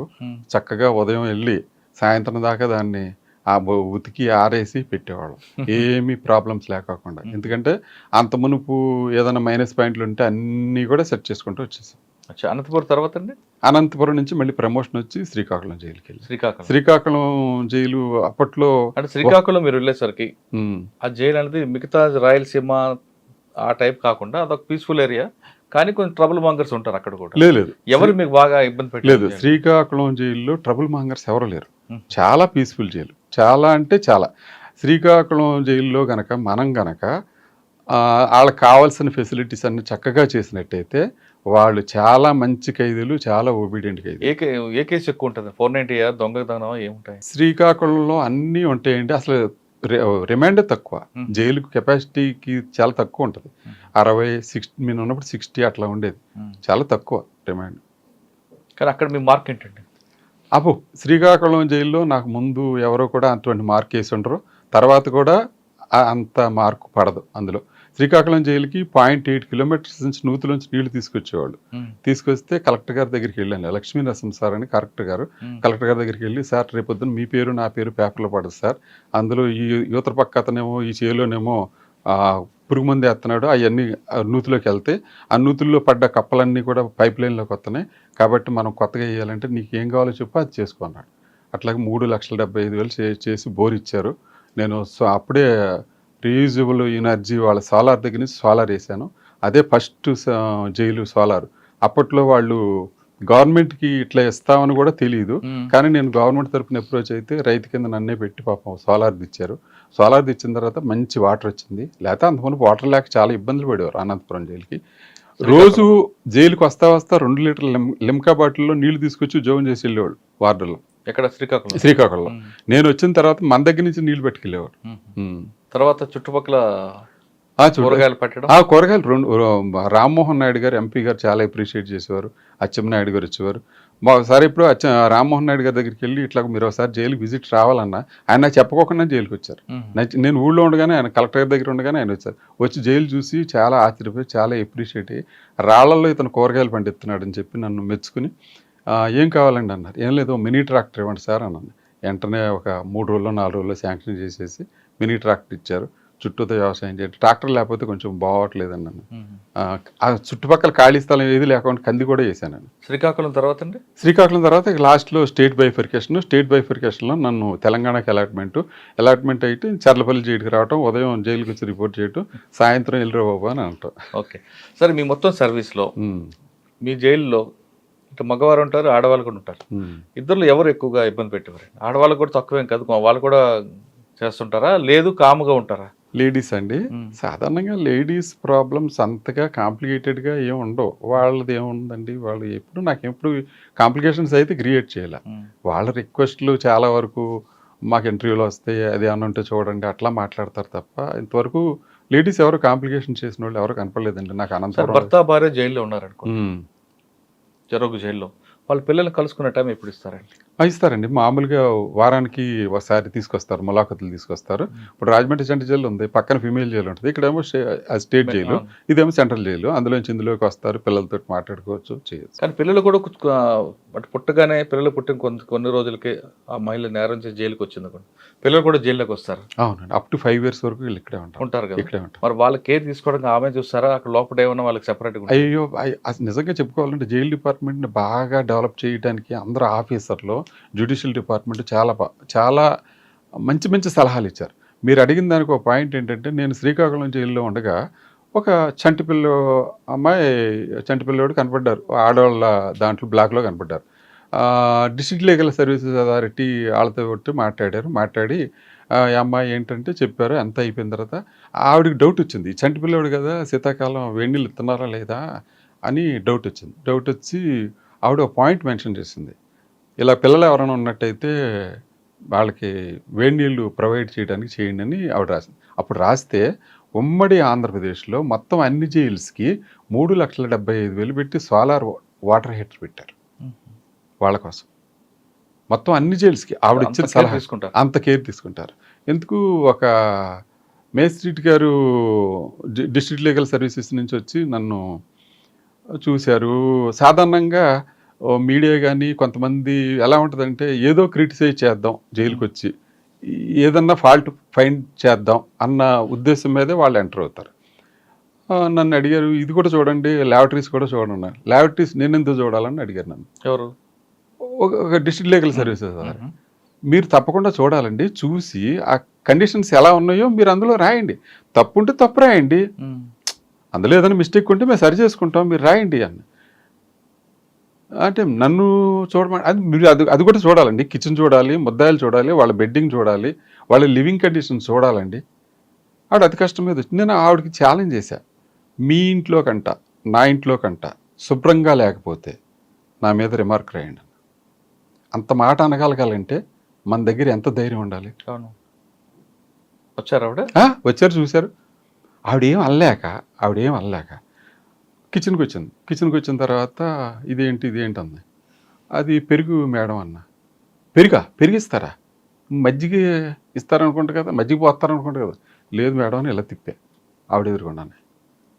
ఆవిడ పడిపోద్దామని వెనక్కి వెళ్ళింది. పడిపోద్ది మేడం, గట్టిగా ఉంటుంది మేడం ఇది అని చూపించు. అది అయిపోయిన తర్వాత రైస్ చూసింది. రైస్ చూసి నో ఈ రైస్ నేను యాక్సెప్ట్ చేయను, దుడ్డు బియ్యం ఈ ఖైదీలే మీరు తింటారండి ఈ ఇంట్లో, మేము తింటామా అండి, మా ఇంట్లో తింటారా అండి అంది. మేడం గవర్నమెంట్ ఇచ్చే రైస్ అది, సివిల్ సప్లై మేము చేయడానికి ఏం లేదు, మీరు బాస్మతి రికమెండ్ చేయొచ్చు. అదేంటి అలా అండి? అవునండి, అప్పుడు కేసీఆర్ గారు వెనకబడిన హాస్టల్కి సన్నబియ్యం రికమెండ్ చేశారు తెలంగాణలో. మీరు బాస్మతి రికమెండ్ చేస్తే కనీసం సన్నబియ్యం అని వస్తాయి, మీరు రికమెండ్ చేయండి, తప్పే ఉంది అందులో. అట్లాగే మేడం గారు వాటర్ చిన్నపిల్లలకి రావాలని రికమెండ్ చేశారు, 3,75,000 పెట్టి మొత్తం రాష్ట్రం అంతా ఇచ్చారు. 3 లక్షలు ఏమంటారు? మీరు రాయాలంటే రాయండి, రైస్ నచ్చలేదంటే రాయండి. గవర్నమెంట్ సప్లై, సివిల్ సప్లైస్ ఇచ్చిన రైసు, అందులో రాళ్ళు ఉంటే తప్పు, ఇంకేదైనా ఉంటే తప్పు, కానీ అన్నం లావుగా ఉంటే అది సూపరింటెండెంట్ తప్పు ఎలాగవుతుంది? కానీ ఎందుకండి అన్నం ఎక్కువ బయటకు వేస్టేజ్ వచ్చేస్తుంటుంది? అంటే తిన్నక లేదంటే ఎక్కువైపోయా? లేదండి, అంటే వేస్టేజ్ బయటకు వస్తారా? సాధారణంగా ఇప్పుడు మనం పెళ్ళిళ్ళకి వెళ్తాం, మీరు నేను పెళ్ళికి వెళ్తే చాలా వరకు కుడి చేతి తింటా కానీ మనం ఎడం చేయి అడ్డం పెడతాం, ఇది వేయొద్దు, ఇది ఏ స్వీట్ వేయొద్దు, ఇది వేయొద్దు అని పెడతాం. అలాగ అందరూ ఫాలో అవుతారా? అందరూ ఫాలో అవ్వరు. భోజనానికి విలువిచ్చి అది ఒక రైతు పండించాడు, అది ఎంతో కష్టపడితేనే కానీ చెమట ఉడితేనే కానీ ఈ ఇస్త్రీలోకి రాలేదు అన్న భావం ఉన్నవాళ్ళే అట్లా చేస్తారు. వేస్టేజ్ అవ్వకూడదు. నువ్వు ఎంతైనా తినటానికి లిమిట్ ఉండదు, కానీ వేస్టేజ్ అవ్వకూడదుగా. అట్లాంటి మైండ్ సెట్ ఉంటే పర్వాలా, ఆ మైండ్ సెట్ లేనప్పుడు వేస్టేజ్ అంతే. సాధారణంగా యూటీ ప్రిజనర్ కానీ ఎన్ని గ్రాములు రైస్ కేటాయిస్తారండి? ఎన్ని గ్రాముల కూర కానీ, ఎన్ని గ్రాముల మటన్ కానీ, లేదా ఎన్ని గ్రాముల చికెన్ కానీ? పాత స్కేల్ అయితే 1/2 కేజీ కూరగాయలు ఉండేయండి పాత స్కేలు. అలాగే 300 గ్రాములు రైస్ రిమైండ్ వాళ్ళకి ఉండేది. చాలా వరకు అదంతా సరిపోద్దండి. మీరు అన్నారు చూసారా వేస్టేజ్ బయటకు వెళ్తుందని, దాన్ని బట్టి మీకు అర్థం, అది ఎవరు కూడా ఇన్సఫిషియెంట్గా ఉంటారు. తర్వాత ప్రెజెంట్ ఉన్న రూల్ ప్రకారం ఎన్ని గ్రాములు ఇస్తారండి? 300 గ్రాములు ఇస్తారా? 300 అంటే ఆ 300 గ్రాముల రైస్ లోనే టిఫిన్ కానీ 600 రిమైండ్ వాళ్ళకి, 700 ఏమో శిక్ష పడ్డ ఖైదీలకి. 700 700 గ్రామ్స్ కన్విట్ పర్ డే. అంటే అందులోనే టిఫిన్, అందులోనే బ్రేక్ఫాస్ట్, అందులోనే లంచ్, డిన్నర్. ఓకే, అందులో దాన్ని ఏం చేస్తారంటే పులిహోర చేయొచ్చు, రవ్వ చేయొచ్చు, లేకపోతే పుల్కాలు చేయొచ్చు. వీటని ఎక్కువగా ఇస్తారు. ఇప్పుడు కొంతమంది షుగర్ ఉంటుంది, షుగర్ ఉన్న పేషెంట్లకి చపాతీ ఇస్తారండి, చపాతీ రాయించుకుంటారు.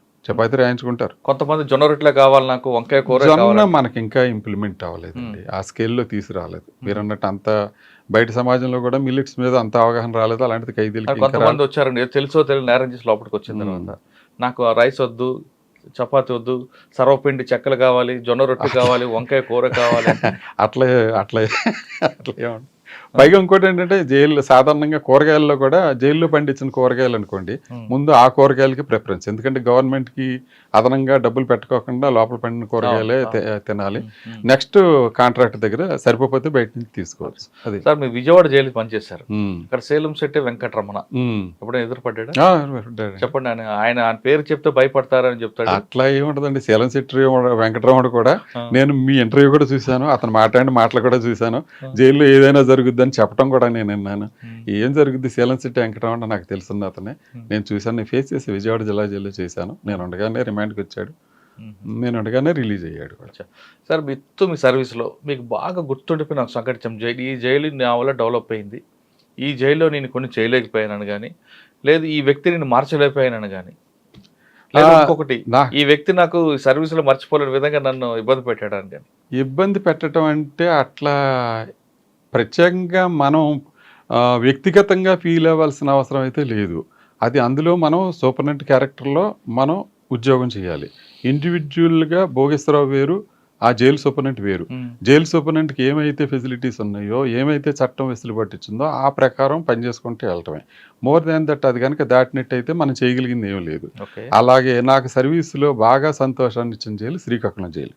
శ్రీకాకుళం జైల్లో నేను పాదం పెట్టేటప్పటికి ఒక రకంగా ఉంది, నేను కాలు బయట పెట్టేటప్పటికి వేరే రకంగా అయింది. కొంతమంది అయితే నన్ను అడిగారు, నీకు రివార్డ్ ఇవ్వలేదు అని. నేను రివార్డ్ కోసం అయితే నేను పనిచేయలే, నా మానసిక తృప్తి కోసం నేను పనిచేశా. ఈ జైలు అంతకుముందు ఎలా ఉందో నా ముద్ర వేస్తే, ఈ ఫిల్మ్ బై రాజమౌళి అన్న ముద్ర వేసా అనండి ఎలా విడుదల చేస్తాడో అలాగే శ్రీకాకుళం జైలు నుంచి నేను బయటకు వెళ్ళేదాడు నాకు అట్లాగే ఉండాలి. అట్లాగే అన్నీ మార్చా, సర్వం మార్చా. హుదూద్ తుఫాను కూడా నేను ఉండగానే జరిగింది. ఆ హుదూద్ తుఫాను కూడా శ్రీకాకుళం ఊరంతా చీకట్ల మయం, కానీ ఒక్క శ్రీకాకుళం జైలు మట్టికి ఫ్లడ్ లైట్ల మయం. ఎందుకంటే ఫుల్గా జనరేటర్ పెట్టాం, ఫుల్గా ఆయిల్ తెచ్చుకున్నాం, ఫుల్గా పెట్టాం. మా డిఏజీ గారు ఫోన్ చేసి అడిగారు, భోగేశ్వరరావు ఎలాగా ఏమైనా ఇబ్బంది? ఏం ఇబ్బంది లేదు సార్, ఊరంతా డేంజర్ సార్, ఊరంతా డేంజర్ సార్, మాకు మాత్రం ఏం ప్రాబ్లం లేదు. తెల్లవారుజామున ఒక టేక్ షీట్ పడిపోయి పైప్ లైన్ ఊడిపోయింది. అప్పటికప్పుడు అది మిషనరీ షాప్కి వెళ్ళి ఒక పైప్ తీసుకొచ్చి 2 క్లాంపులు వేసేసి మా తెలివితేటలతో దాన్ని బిగించేసేసి మళ్ళీ రిస్టోర్ చేసేసాం మధ్యాహ్నానికల్లా. సార్ మీరు ములాఖతులు చాలా చూసుంటారు మీ సర్వీస్లో. ఇన్నర్ ములాఖత్ అవ్వచ్చు, అవుటర్ ములాఖతులు ఎవరికి ఇన్నర్ ఇస్తారు, ఎవరికి అవుటర్ ఇస్తారండి? ఇప్పుడు అసలు ములాఖతులు విధానమే మారిపోయింది చాలా వరకు. ఇప్పుడు మీరు అనుకున్నట్టు అనంతపురం జైలు ఉంది, అనంతపురం జైల్లో గ్లాస్కి అవతల గ్లాస్కి అవతల ఫోన్ అటు ఫోన్ ఇటు. ఎందుకంటే ఆ తీగల్లోంచి కూడా ఏమన్నా మన ఐటమ్స్ వెళ్ళిపోతాయని అద్దాల్లో పెట్టేసి అటు ఫోన్ ఇటు ఫోన్ పెట్టాను. కానీ కొన్ని ఇన్నర్ ములాఖతులు ఉంటాయి కదండి. ఇన్నర్ ములాఖత్ అంటే ఇప్పుడు లీగల్ ములాఖత్ ఉంది, లీగల్ ములాఖత్ ఇన్నర్లో పిలుస్తారు, అతను పిలుస్తారు, సంతకం పెట్టిస్తారు. కానీ చాలా ములాఖతులు చూస్తుంటారు. కానీ ఒక ప్యాథటిక్ కేసు అని గుర్తుందండి, పిల్లలు ఏడుస్తుంటారు, భార్య వచ్చి భర్త కోసం ఏడుస్తుంది, అమ్మ వచ్చి కొడుకు కోసం ఏడుస్తుంటుంది. చాలా నేను కొన్ని జైలు చూసినప్పుడు చాలా బాధ అనిపిస్తుంటుంది. వాళ్ళు తెలుసో తెలియని నేరం చేసి లోపలికి వస్తాడు, ఆ కుటుంబం చిన్నాభిన్నం అయిపోతుంటుంది, నాన్న ఎప్పుడు వస్తాడని పిల్లలు అడుగుతుంటారు, బాబుని చూడగానే ఆయన కూడా జైలు. మీరన్నట్టు ఇవన్నీ మాకు కనపడతాను అంటే భార్య వస్తూ ఉంటుంది, ఏం చేస్తుంది ఇప్పుడు ఆ అమ్మాయికి ఇంటి దగ్గర ఏం ఫ్లాట్ ఉండదు, వచ్చేటప్పుడు ఈడేమో ATM కార్డు ఇవ్వడో, ఈడొచ్చి జైల్లో కూర్చుంటాడు. ఆ అమ్మాయి ఇంటర్వ్యూకి వస్తే ఎక్కడ సంపాదించి వీడికి అరటిపళ్ళు బ్రెడ్ తీసుకురావాలి, ఎక్కడ ట్రావెలింగ్ ఖర్చులు పెట్టుకుని ఇతన్ని పలకరించాలి, ఇలాంటి సిచ్యువేషన్ అన్నీ మా కళ్ళెదురకుండా జరుగుతాయి. మనం అందులో చేయగలిగింది ఏమీ లేదు. కానీ కొంతమంది లోపలికి వచ్చి పశ్చాత్తపడి ఇప్పుడు ఫ్యామిలీ కోసం ఏడుస్తుంటారు కదా, అటువంటి వాళ్ళు చూసారు? అది చెప్తూ ఉంటారు, మాతో మాట్లాడుతూ ఉంటారు, ఇట్లా పొరపాటు జరిగింది, ఇట్లా పొరపాటు జరిగింది అని అంటారు. చట్టంలో కూడా గుడివాడ జైల్లో ఉండగా ఒక అతను 498లో వచ్చాడు. 498లో వచ్చిన తర్వాత మళ్ళీ రెండోసారి MCకి వచ్చాడు, మెయింటెనెన్స్ కేసులో వచ్చాడు. రెండో కేసులో వచ్చిన తర్వాత నేను శ్రద్ధ పెట్టి అతన్ని పిలిచి, ఏంటి యశోబు ఈ కేసు ఎంతకాలం అని ఎలా తిరుగుతావు, నువ్వు బయటకు వెళ్తే పని చేసుకుంటావు కదంటే, ఏం చేయనండి మా నాన్నోళ్ళు వాళ్ళు ఒప్పుకోవట్లేదని అన్నాడు. నన్ను మాట్లాడమంటే నేను మాట్లాడతాను అన్న, మాట్లాడండి అన్నాడు. నేను మేజిస్ట్రేట్ గారిని కలవడానికి వెళ్తే ఈ భార్య తాలూకు పేరెంట్స్ అక్కడ నుంచి ఉన్నారు. నాకు తెలీదు వాళ్ళ పేరెంట్స్ అని.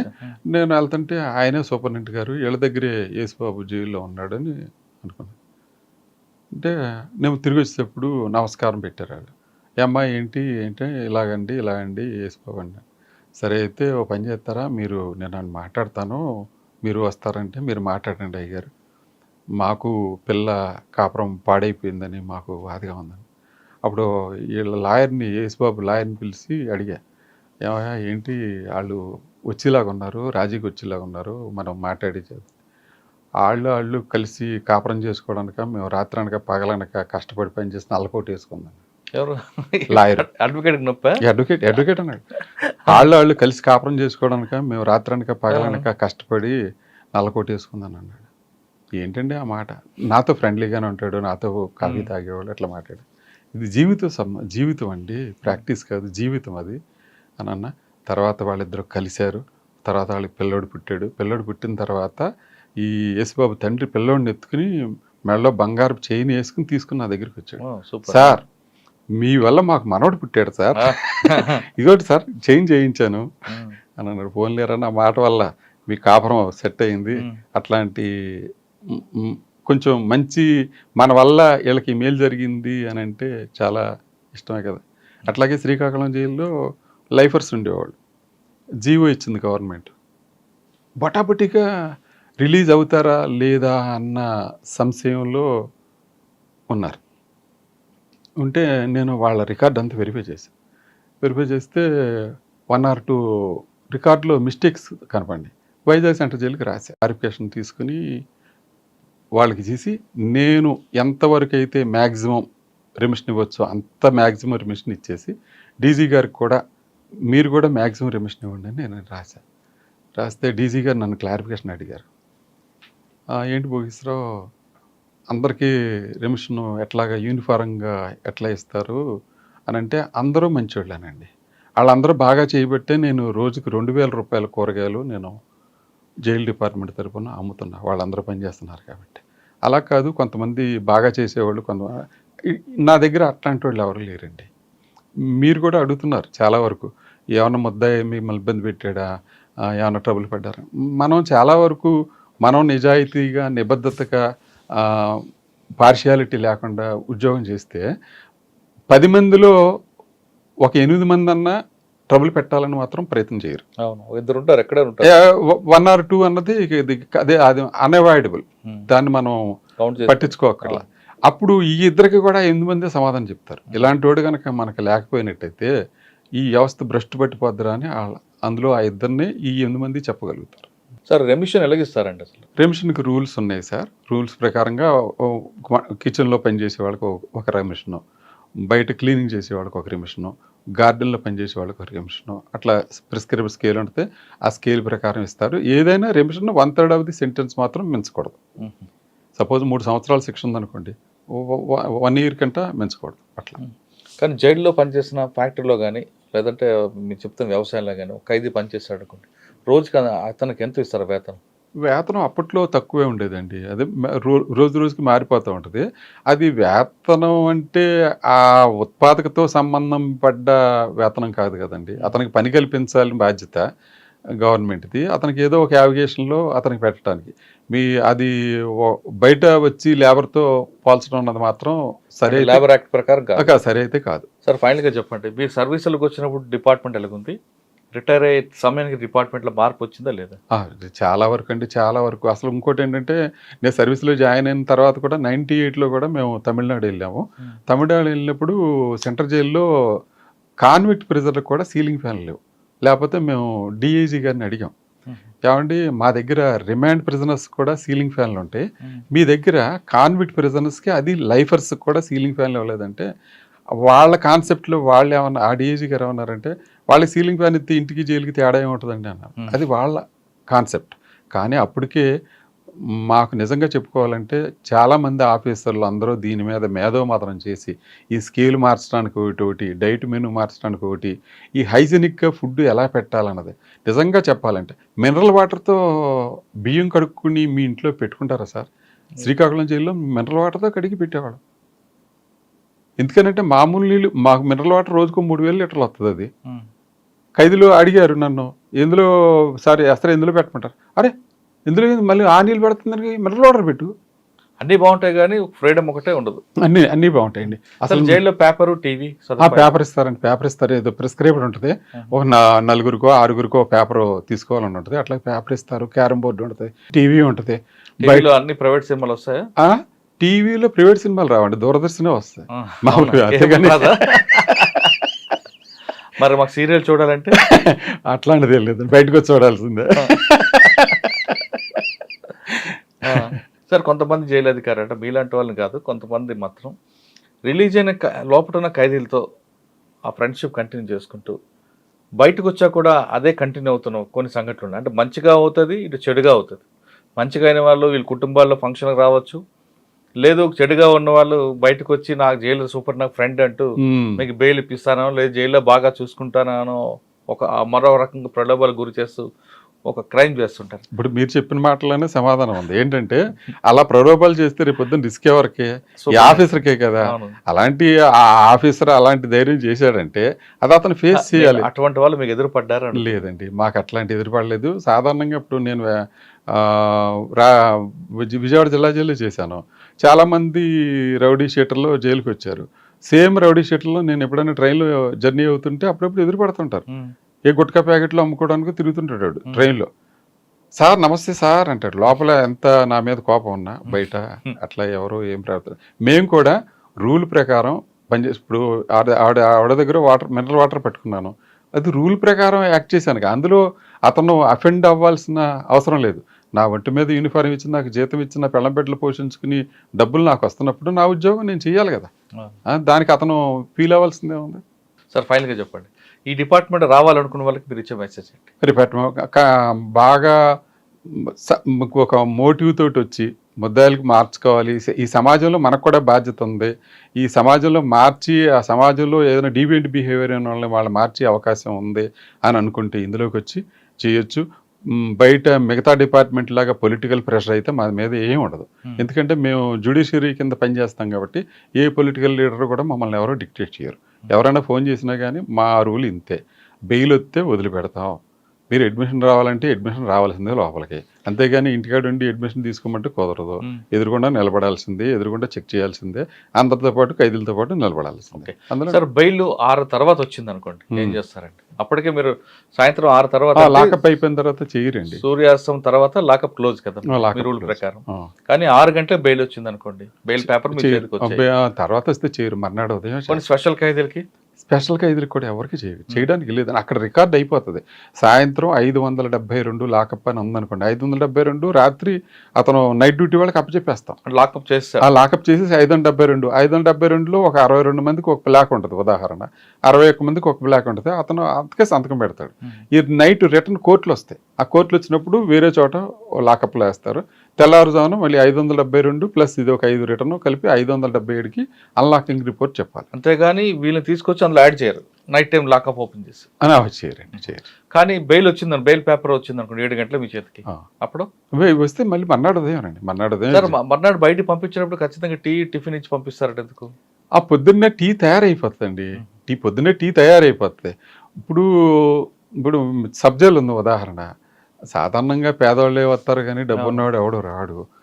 సరే పేదవాడు వచ్చాడు, పొద్దున్నే ఆడు మామూలుగా ఒక హోమ్లీగా పొద్దున్నే లేచి ఆడు బెయిల్ వచ్చేసిందంటే వెంటనే పరిగెత్తిపోవాలి. మామూలు స్నానం చేస్తాడు, మళ్ళీ బట్టలు వేసుకుంటాడు, పాత బట్టలు ఉంటే మడత పెట్టుకుంటాడు, అన్నీ పెట్టుకుని ఉంటాడు. కిచెన్లోకి వెళ్ళి టీ అయితే టీ తాగుతాడు, టిఫిన్ కూడా తినేస్తాడు.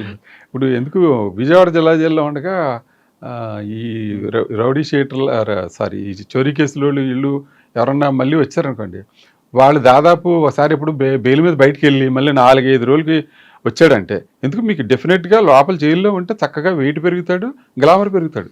అందులో అనుమానం టెన్షన్ ఉండదు. చక్కగా టైమ్లీ ఫుడ్, బ్యాడ్ హ్యాబిట్స్ ఏమి ఉండవు, ఆల్కహాల్ ఉండదు, గుట్టగా ఉండదు, ఏమి ఉండదు. చక్కగా ఉండేది ముఖంలో గ్లామర్ వస్తుంది. వీడు రిలీజ్ అయిపోయి మళ్ళీ పోలీస్ స్టేషన్ మళ్ళీ మా దగ్గరకు వస్తాడు చూసారా, అప్పటికి ఫోటో పెడితే బోల్డ్ తేడా కనపడుతుంది. అసలు మామూలుగా జైల్లో కొత్త ఉంటే అతను ఒక ఇంటికి వస్తున్నట్టుగా అట్లా ఫీల్ అవుతారు అనమాట కొంతమంది. పాత నేరస్తులు. షేవింగ్ ఎవరు చేస్తారండి జైల్లో? షేవింగ్ చేయడానికి మా బార్బర్ ఉంటాడు. అందులోనూ వీళ్ళు కూడా అసిస్టెంట్ గా చేసుకుంటారు. అంటే ఒక బ్లేడ్ ఒకరికి ఇస్తారా? బ్లేడ్ లేదండి, మనిషికి బ్లేడ్ ఇస్తారు. రికార్డ్ పరంగా ఆ బ్లేడ్ తీస్తున్నప్పుడే ఒక వ్యక్తి మీద ఉంది, నా మీద కోపం ఉంది అనుకోండి, అలాగా అందరికీ ఎవరు కదండి రేజరా, అందరికీ ఎవరు కదా, అందరికి ఇస్తే మీరన్నట్టు అది చాలా ఏదైనా రిస్కే కదా సార్. ఆఫీసర్ ఎవరు ఉద్యోగం మీద ఎవరు ఇబ్బంది పెట్టుకోరు కదా సార్. మీకు నమ్మకస్తుల వ్యక్తులకే ఇస్తారు. అంతే. బట్టలు ఐరన్ చేసుకోవడం, అది బట్టలు ఐరన్ చేసుకోవడానికి ఒక దోబి ఉంటాడండి. ఆ దోబి సాధారణంగా రాజమండ్రి సెంటర్ జైలు ఉంది, అందులోనే దోబి ఖానా అని వేరే ఉంటుంది. అందులో ఇస్త్రీ చేస్తారు, ఇస్త్రీ చేసినందుకు డబ్బులు తీసుకుంటారు, అట్లా చేస్తారు. జైల్ డిపార్ట్మెంట్లో పనిచేసే వాళ్ళు ఒక మోటివేషన్తో, ఒక ప్యాషన్తో వాళ్ళు మాత్రమే రండి అంటున్నారు భోగేశ్వర గారు. ఇక్కడ మిగతా వాళ్ళకి ప్రయత్నించుకుంటుంది, అదేవిధంగా పొలిటికల్ ప్రజలు అస్సలు ఉండదు కాబట్టి ఇక్కడ రండి, ఖైదీల్లో పరివర్తన తీసుకురావడానికి ఇది మంచి ఫెసిలిటీ అంటూ, మంచి ఆపర్చునిటీ అంటూ చెప్తున్నారు భోగేశ్వర గారు. ఇది భోగేశ్వర గారితో ఎక్సలెంట్ ఇంటర్వ్యూ. వచ్చే వారం మరో గెస్ట్తో మళ్ళీ కలుద్దాం. అందరూ నమస్తే, thank you sir, thank you very much. నమస్తే.